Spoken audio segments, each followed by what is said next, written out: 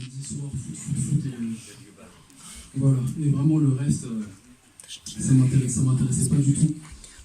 Donc, suite à ça, j'ai vraiment grandi, on va dire, en faisant moi-même ma propre religion. J'ai fait moi-même mes propres choix. C'est, on va dire, ma conscience qui dictait ce qui était bien, ce qui n'était pas bien, ce qui était mal. Et vraiment, j'ai grandi comme ça, vraiment tout seul, faire mes choix, et avec des fausses conceptions. Je me disais, bah écoute, regarde, t'es gentil, t'es sympa, t'es sérieux avec les gens, bah t'es sauvé, enfin pourquoi je faisais rien de mal, enfin je comprenais pas pourquoi.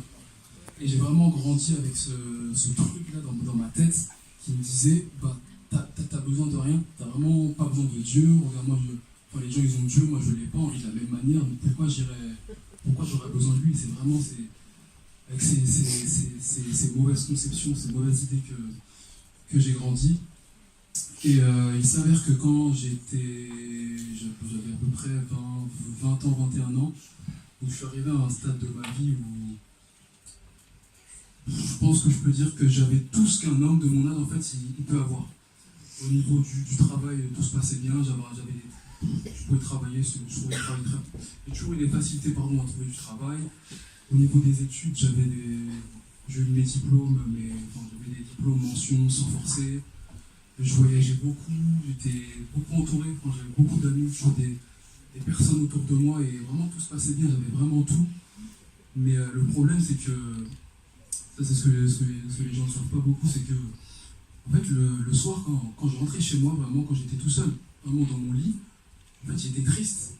Et j'étais vraiment, vraiment très, très triste. Et je me rendais compte que la vie, en fait, que j'avais, c'était pas une bonne vie. En fait, je ne comprenais pas, je disais, mais comment ça se fait que là, je rentre le soir, je suis triste, alors que j'ai tout ce qu'un homme pourrait avoir. Il y a des gens qui sont malades, il y a des gens qui vivent des choses terribles, ils perdent leurs parents. Moi, j'ai une famille qui m'aime, j'ai tout ce que je veux, et je ne comprenais pas. Et ça a duré pendant très longtemps. Pendant très longtemps, cette vie publique où tout allait bien, où tout était magnifique, et vraiment cette vie privée entre moi et moi, c'était vraiment difficile. Et moi, vu que je suis quelqu'un qui parle pas beaucoup, qui garde beaucoup de choses pour moi, je préfère ne pas le dire aux gens et faire les choses. Je faisais les choses de moi-même. Donc ensuite, ce qui s'est passé, c'est qu'un jour, vraiment, je peux dire que le Seigneur m'a fait grâce.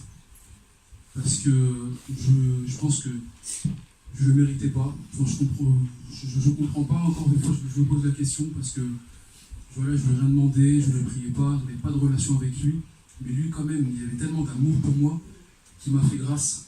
Et il a mis une personne sur mon chemin. Donc Marianne. Et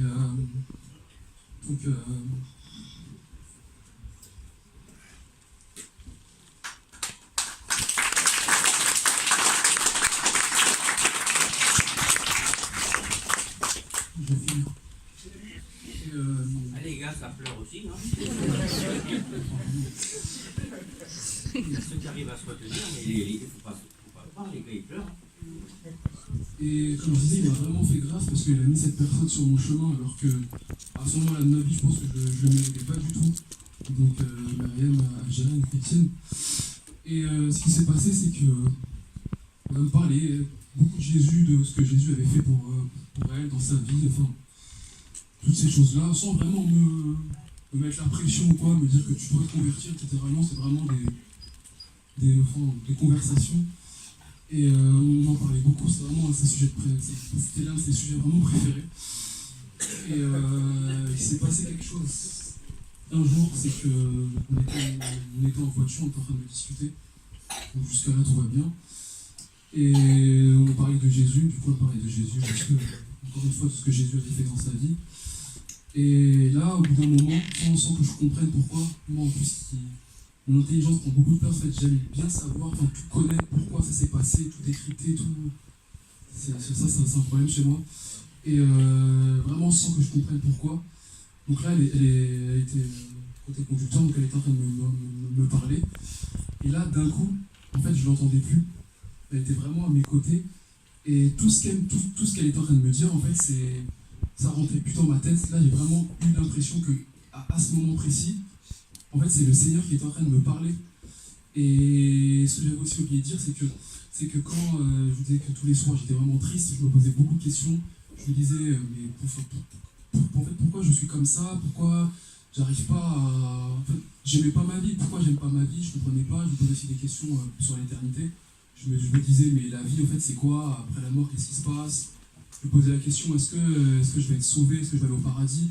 Mais en vrai, je ne pouvais pas du tout répondre à cette question. Donc ça, c'est ce que j'avais oublié de dire. Et donc pour revenir à ce moment-là, c'est vraiment particulier parce que j'ai vraiment senti que c'est vraiment le Seigneur qui est en train de me parler à ce moment-là. Et je m'en souviens plus vraiment, c'est plus vraiment précis dans ma tête, mais c'était quelque chose comme à partir de maintenant, en fait, faut que tu viennes à moi, faut que tu arrêtes de faire toutes tes choses ridicules là, vraiment que tu arrêtes de te poser des questions, que tu viennes à moi. Donc ça, pour moi, ça a duré 1 heure, mais apparemment, ça a duré 5 minutes, là, enfin, la scène, pas plus. J'ai pas vraiment compris. Et donc, vraiment, comme disait mon intelligence, je me posais des questions, mais qu'est-ce qui s'est passé? C'est qui m'a parlé là? Enfin, vraiment, Et bien sûr, comme je parlais pas, je lui ai rien dit, je gardais ça pour moi, parce que je ne vois pas l'intérêt de lui dire sur le moment. Et donc, suite à vraiment ce moment, c'est de là où beaucoup de choses ont changé. Et à partir de ça, je me suis procuré une Bible. Donc sur internet, j'ai eu une Bible qui est arrivée. Et là, j'ai commencé à lire la Bible. Et c'est vraiment à partir de ce moment-là que j'ai vraiment eu des révélations. Je me suis rendu compte que j'étais perdu en fait. Mais j'étais perdu, mais tellement perdu. C'était vraiment incroyable. À quel point j'étais perdu, à quel point j'avais des mauvaises conceptions dans ma tête, à quel point vraiment...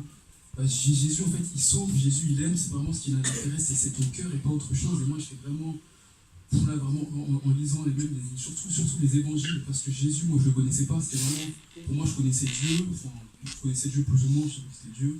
Mais Jésus, je n'ai jamais compris c'était qui Jésus, le Père, Fils, Saint-Esprit. Il y avait beaucoup de choses dans ma tête qui, en fait, ça partait dans tous les sens. Et là, vraiment, à partir de vraiment du moment où j'ai ouvert ma Bible, là, c'est là que j'ai vraiment vu des choses changer. Et ma soif, en fait, elle a fait que de croître. Donc là, j'ai commencé à lire la Bible. Et là, tout de suite, j'ai voulu aller à l'église. Donc j'ai cherché des églises.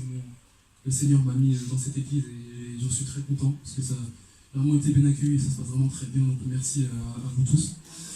Et donc, suite à ça, les études bibliques du vendredi, les réunions du mardi, j'ai voulu très vite en connaître plus, en savoir plus. Et voilà, j'étais pas satisfait en fait de ce que j'avais. Je me suis vraiment rendu compte que là, vraiment, j'étais dans la bonne voie. Il fallait vraiment que je continue. Donc, suite à ça, aujourd'hui, j'ai la chance d'être parmi vous pour vous raconter ça. Après, aujourd'hui, comment je me sens, c'est pas facile.